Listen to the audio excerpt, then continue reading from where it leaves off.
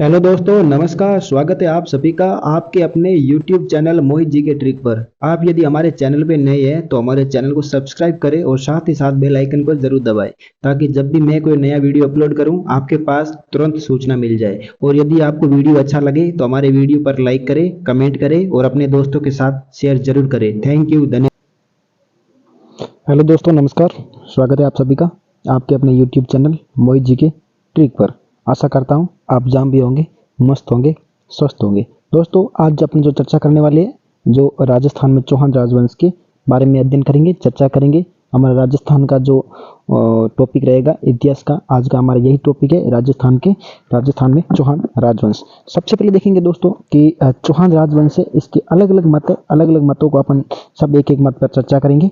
तो अपना जो सबसे पहला जो मत है वो देखेंगे चौहानों की उत्पत्ति की। कोई भी चीज़ की किसी भी स्थान पर या कोई चीज़ की उत्पत्ति होती है, उसके बारे में अपने पास में मत या उसका जो जो भी है एविडेंस होने बहुत जरूरी है। तो जो चौहान की उत्पत्ति के जो मत है, अलग अलग मत देखेंगे। जो सबसे पहले अपना मत है, उस मत का नाम है दोस्तों जीएच ओझा। डॉक्टर जीएच ओझा का जो मत है, इसका अपन समर्थन करते हैं या नहीं करते हैं, इसका अपने कोई लेना देना नहीं। अपने जहाँ तक अपने कुछ नहीं करना है, exam of topic of view से अपने को चीज़ याद होनी चाहिए। अपने को ज़्यादा कुछ इस पर कोई पीएचडी वगैरह नहीं करनी है। तो अपन को सबसे पहले यही देखना है कि जीएच ओझा क्या कहते हैं। तो डॉक्टर हीराचंद ओझा, इनका जो मत है, डॉक्टर हीराचंद ओझा कहते हैं कि चौहान है वैदिक कार्यों की संतान है। चौहान क्या है दोस्तों? हीराचंद ओझा कहते हैं जो ये हमारे चौहान है, ये वैदिक कार्यों की क्या है? संतान है। किसकी संतान है? वैदिक कार्यों की संतान है। ये कौन कहता है? डॉक्टर हीराचंद ओझा कहते हैं। अगला जो हमारा मत है, 2 नंबर मत है, इसमें डॉक्टर गोपीनाथ शर्मा। कौन है? डॉक्टर गोपीनाथ शर्मा। इनका नाम क्या है? गोपीनाथ शर्मा। नाम के पीछे क्या लगा हुआ है? शर्मा। तो सीधी बात है, शर्मा है तो ये ब्राह्मणों के मत का समर्थन करेंगे।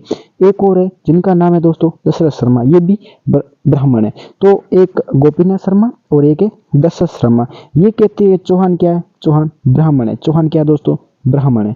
जो अगला मत है दोस्तों वो देखेंगे कर्नल जेम्स टोड। आप देख सकते हो कर्नल जेम्स टोड कौन है? कर्नल जेम्स टोड एक विदेशी इतिहासकार है। क्या है? विदेशी इतिहासकार है। तो अपन को ये सीधा लग रहा है कि ये विदेशी मत का समर्थन करेगा कि जो चौहान है क्या है? विदेशी है। तो ये कर्नल जेम्स टोड बताते हैं कि चौहान विदेशी है। जब ये चौहान विदेशी बताते हैं तो डॉक्टर हीराचंद ओझा कहते हैं, अरे क्या कर रहे हो, क्या कर रहे हो? अरे तुमको पागल वागल हो गए हो क्या? तुम्हारा दिमाग तो सही है ना? ऐसे कैसे तुम बता रहे हो कर्नल जेम्स टोड, तुम ऐसे कैसे बता रहे हो कि जो चौहान है विदेशी है? तो इन्होंने कहा, कर्नल जेम्स टोड ने कहा, जीएच ओझा रुक, हम आपको बताते हैं कि किस प्रकार से है। तो कर्नल टोड कहता है, कर्नल टोड के अलावा 2 और इतिहासकार थे। एक का नाम स्मिथ था, एक का नाम विलियम क्रुक था। आप इसके ऊपर आपकी जगह हो तो आप यहाँ पे जब नोट्स बनाओ तो कर्नल टोड के अलावा 2 और लिख देना। तो जीएच ओझा इनका विरोध करते हैं।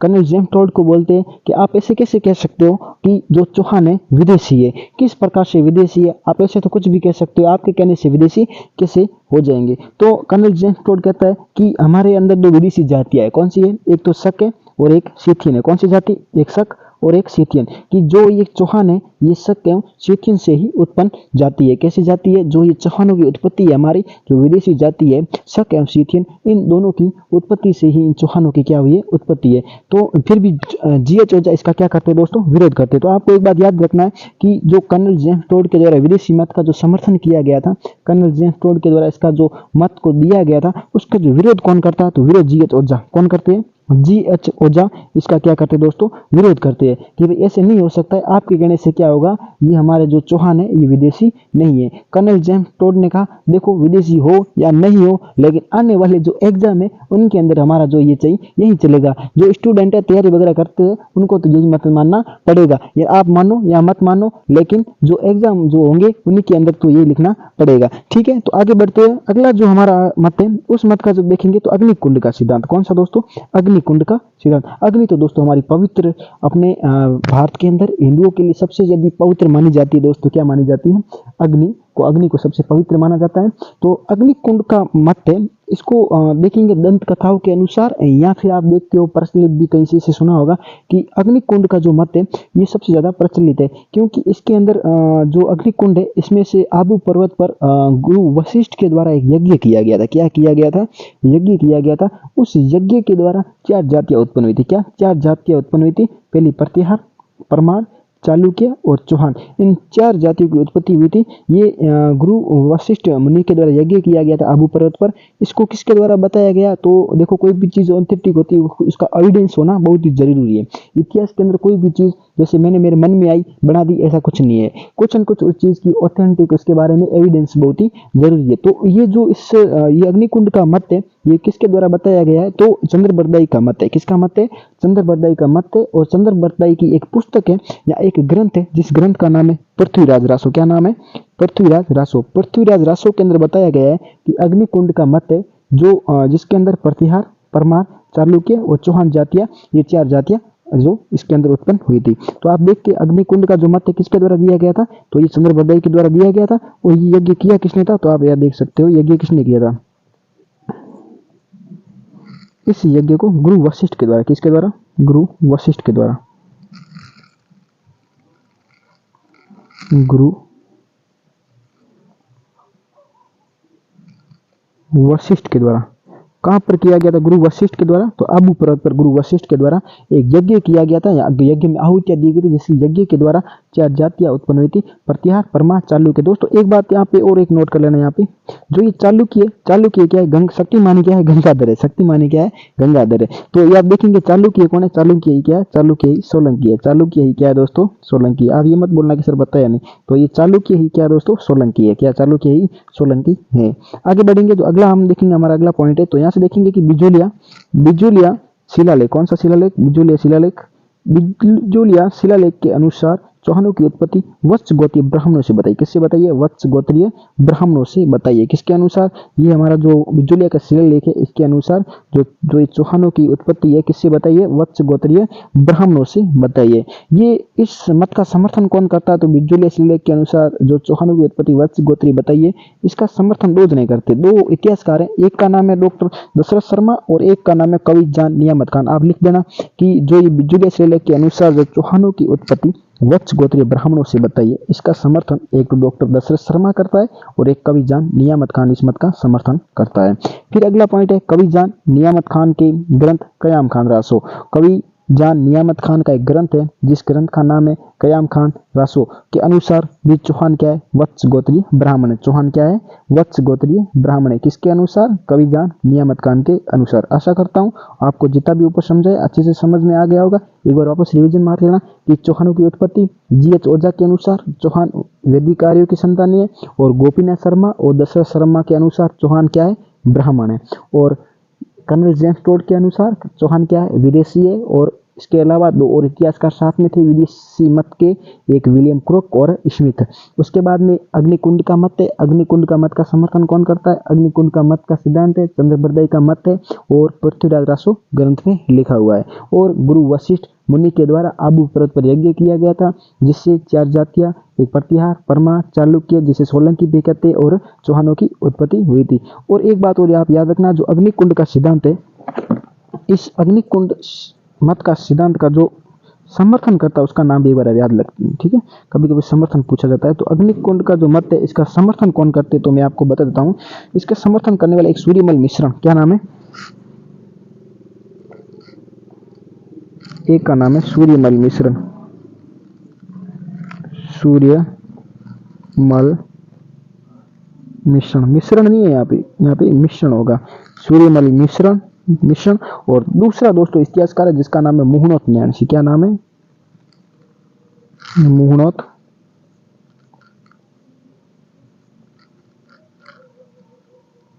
नैणसी। ये अग्निकुंड मत का क्या करते दोस्तों?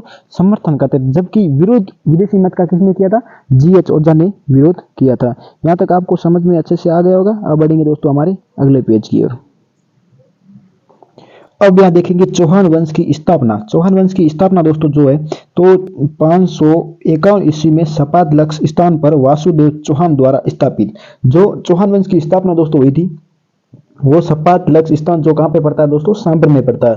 तो वहां पे वासुदेव चौहान के द्वारा स्थापित की गई थी। और वासुदेव को चौहान का मूल पुरुष भी कहते हैं। जो चौहानों का मूल पुरुष दोस्तों यदि पूछा जाए तो किसे कहा जाता है? वासुदेव को चौहानों का मूल पुरुष भी कहा जाता है। आगे बढ़ेंगे। चौहानों की प्रारंभिक राजधानी दोस्तों कौन सी थी? चौहानों की प्रारंभिक राजधानी अहिच्छत्रगढ़ थी। दोस्तों जो चौहानों की प्रारंभिक राजधानी जो बनी थी वो कौन सी थी? अहिच्छत्रगढ़ थी, या अहिच्छत्रपुर भी आप कह सकते हो। क्या कह सकते हो? अहिच्छत्रपुर भी कह सकते हो। जो कहाँ पे है, जिसे जो ये नागौर का ही पुराना नाम है अहिच्छत्रपुर, या अहिच्छत्रगढ़ नागौर का ही दूसरा नाम है। चौहानों का मूल पुरुष वासुदेव चौहान था। दोस्तों जो मैंने आपको पहले भी बताया था कि चौहानों का जो मूल पुरुष था दोस्तों वो कौन था? वासुदेव चौहान ही। तो ये जो कौन था? चौहानों का मूल पुरुष था। चौहान वंश की कुल देवी शाकंभरी माता मंदिर का निर्माण करवाया, एवं वासुदेव चौहान ने सांबर झील का भी निर्माण करवाया। वासुदेव चौहान ने, एक तो चौहान वंश की कुल देवी यदि पूछा जाए तो कौन है? शाकंभरी माता। तो चौहानों की जो कुल देवी शाकंभरी माता है, इनके मंदिर का जो निर्माण करवाया, और उसके साथ साथ ही वासुदेव चौहान ने जो सांबर झील का निर्माण करवाया। कौन सी झील का? सांबर झील का निर्माण करवाया। इस सांबर झील को ही देवयानी इसमें बना हुआ है, जिसे तीर्थों की नानी कहते हैं। सांबर झील में देवयानी बना हुआ है, जिसे क्या कहते हैं? तीर्थों की नानी कहा जाता है। आगे बढ़ेंगे दोस्तों, तो यहाँ पर स्थित देवयानी को तीर्थों की नानी कहा जाता है। मैंने पहले भी आपको ऊपर बताया कि जो देवयानी है इसे तीर्थों की क्या कहा जाता है? नानी भी कहा जाता है। दोस्तों जो ये चौहान थे दोस्तों, ये गुर्जर प्रतिहारों के सामंत थे। जो चौहान है ये, इनका कोई खुद का कोई राज्य नहीं था, ये मतलब किसके नीचे काम करते थे? तो ये जो प्रतिहार है इनके सामंत थे।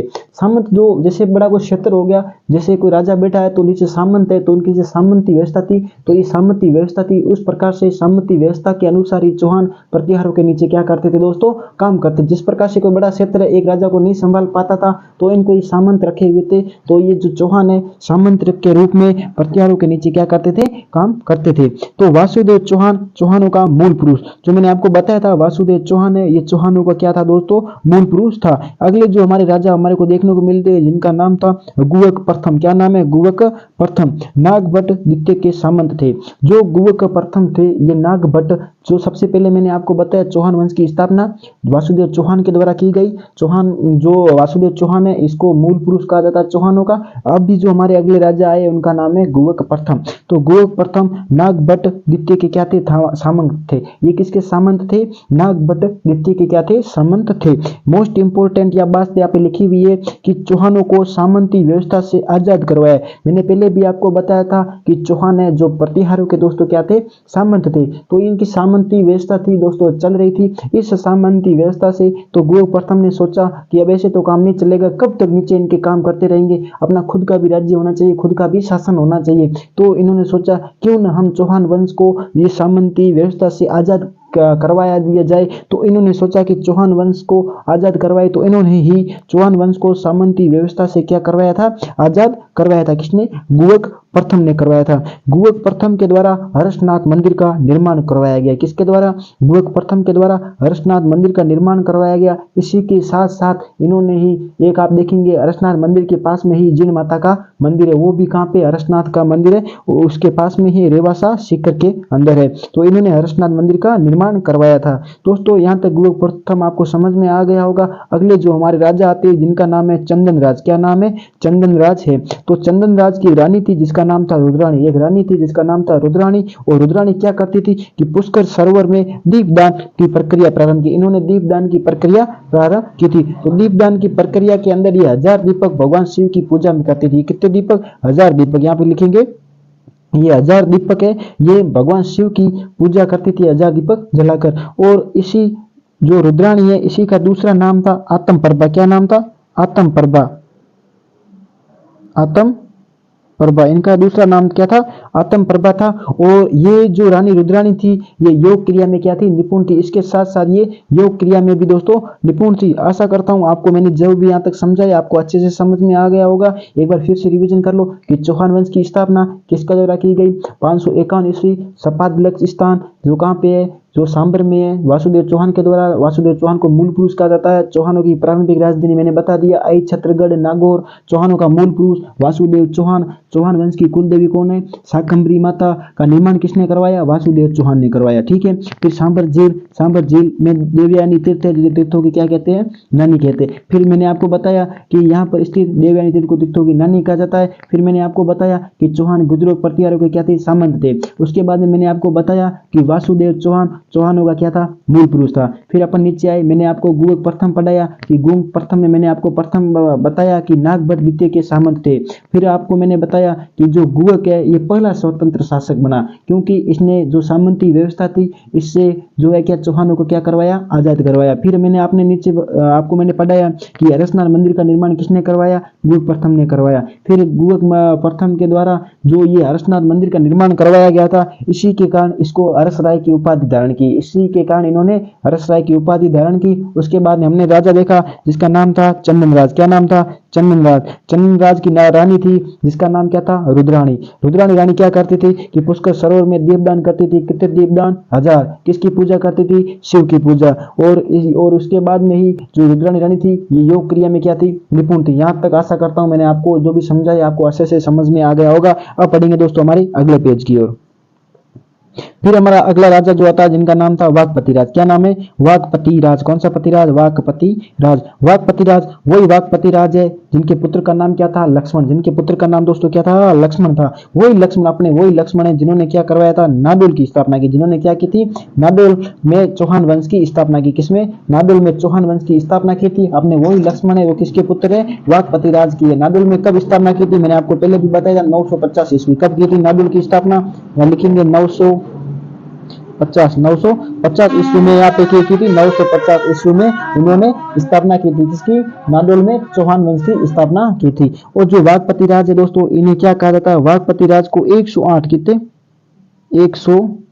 108 युद्धों का क्या कहते हैं, विजेता भी कहा जाता है दोस्तों। उसके बाद में जो हमारे अगले राजा आते हैं जिनका नाम है पृथ्वीराज प्रथम। क्या नाम है, पृथ्वीराज प्रथम। पृथ्वीराज दोस्तों प्रथम के बारे में देखेंगे। इनके काल में मोहित हट्टड़ एवं हट्टड़ चौहान जीण माता का मंदिर, मैंने पहले भी आपको बताया जीण माता का मंदिर वो भी रेवासा सीकर में बना हुआ है। और एक हर्षनाथ का मंदिर वो भी रेवासा सीकर में बना हुआ है। हर्षनाथ और जीण माता दोनों क्या है, बहन भाई है। तो इनके काल में ही मोहित हट्टड़ एवं हट्टड़ चौहान जीण माता मंदिर का निर्माण करवाया था। किसने, पृथ्वीराज प्रथम ने तो निर्माण करवाया था जीण माता के मंदिर का। और उसके बाद में जो हर्षनाथ के मंदिर का निर्माण करवाया था वो गुगक प्रथम ने करवाया था। दोस्तों आशा करता हूं मैंने जो भी आपको अच्छे से समझाया है आपको अच्छे से समझ में आ गया होगा। अपने यहाँ पे क्या होते हैं, ये सांबर के जो यहाँ पे क्या होते हैं, ये राजा यहाँ से समाप्त हो जाते हैं। तो जो पृथ्वीराज चौहान दोस्तों देखेंगे ये क्या है दोस्तों, यहाँ पे आपको एक बार बता देता हूँ। ये पृथ्वीराज प्रथम ये सांबर का अंतिम शासक था। क्या था, सांबर का ये अंतिम शासक था। कहाँ का, सांबर का अंतिम शासक कौन था, पृथ्वीराज प्रथम। क्या लिख सकते हो आप।